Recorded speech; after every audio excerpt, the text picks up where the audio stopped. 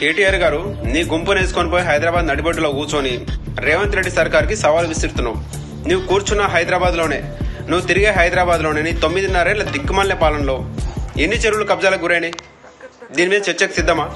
సూటిగా క్వశ్చన్ చేస్తున్న కేటీఆర్ గారు నేను మీకు, దీని మీద చర్చకు వచ్చే దమ్ము మీకుందా? చెప్పు. ప్రతి చెరువు సగం డంపింగ్ యార్డ్ లాగా తయారు చేయాలి, చెత్తా చెదారం వేసి సగం కబ్జాలు చేసుకోవాలి.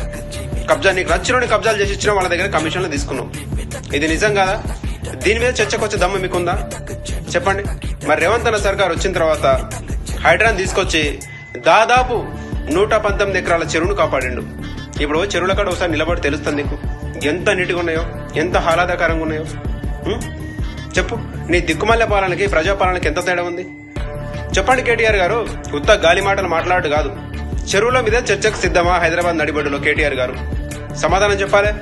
బీఆర్ఎస్ సోగ్గా లీడర్లు కూడా సమాధానం చెప్పాలి.